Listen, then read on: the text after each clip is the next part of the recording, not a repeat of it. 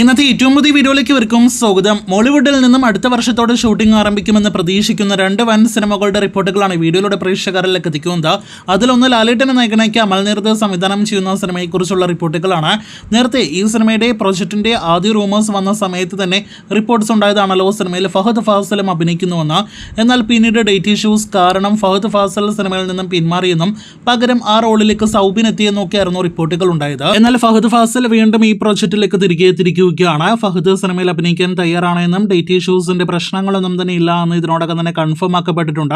എന്നാൽ അമൽ നീരദ് അടുത്തതായിട്ട് സംവിധാനം ചെയ്യുക ഈ ലാലേട്ടൻ സിനിമയായിരിക്കില്ല. ഈ വർഷം ഒരു ചെറിയ സിനിമ അദ്ദേഹം സംവിധാനം ചെയ്യുന്നുണ്ട്.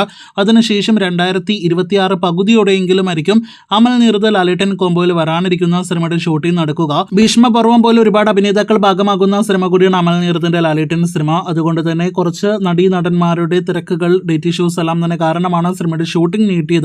എന്തായാലും അധികം വൈകാതെ സിനിമയുടെ ഒഫീഷ്യൽ പ്രഖ്യാപനം വരട്ടെ എന്ന് ആശംസിക്കാം. മലയാള സിനിമയിലേക്കുള്ള തിരിച്ചുവരവിന്റെ പാതയിലാണല്ലോ നമ്മുടെ മെഗാസ്റ്റാർ മമ്മൂട്ടി ചേട്ടൻ. കഴിഞ്ഞ ദിവസം മമ്മൂട്ടി ഇനി അഭിനയിക്കാനായിട്ടിരിക്കുന്ന സിനിമകളെക്കുറിച്ചും സംവിധായകരെ കുറിച്ചുള്ള റിപ്പോർട്ട്സ് പ്രേക്ഷകരെ അറിയിച്ചതാണ്. ഉണ്ടയ്ക്ക് ശേഷം ഖാലിദ് റഹ്മാനോടൊത്ത് വീണ്ടും മമ്മൂട്ടി ഒരു സിനിമ ചെയ്യുന്നുവെന്നും നേരത്തെ തന്നെ ഉറപ്പിക്കപ്പെട്ടതാണ്. ഇപ്പോഴത്തെ ആ സിനിമയുടെ കൂടുതൽ വിവരങ്ങൾ പുറത്തു വരുമ്പോൾ മമ്മൂട്ടി നെസ്ലിൻ കോംബോ ഈ സിനിമയിലൂടെ ആദ്യമായിട്ട് മലയാള സിനിമയിൽ ഒരുമിക്കുകയാണ് എന്നൊരു റിപ്പോർട്ട് വന്നിരിക്കുകയാണ്.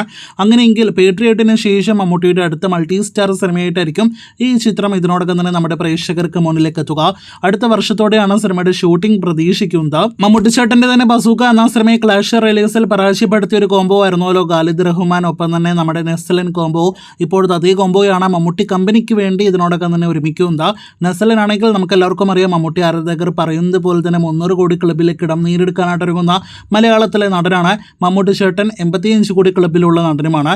അപ്പോൾ മമ്മൂട്ടി നെസ്ലിൻ കോംബോ ഒരുമിക്കുമ്പോൾ കാത്തിരിക്കാം ആ സിനിമയുടെ ആവേശകരമായ ഒഫീഷ്യൽ പ്രഖ്യാപനത്തിനായിട്ട്, ഒപ്പം തന്നെ സിനിമ കാണുവാനായിട്ട്. ഈ പ്രൊജക്ടിന്റെ മറ്റൊരു റൂമർ എന്തെന്നാൽ ഖാലിദ് റഹ്മാൻ സിനിമയിൽ മമ്മൂട്ടി, നസ്ലൻ എന്നിവരെ കൂടാതെ മലയാളത്തിലെ മറ്റൊരു ഹീറോ കൂടി അഭിനയിക്കുന്നു എന്നാണ് റിപ്പോർട്ട്സ്. ആരാണ് ആ നടനെന്ന് ഭാവിയിൽ അറിയാം.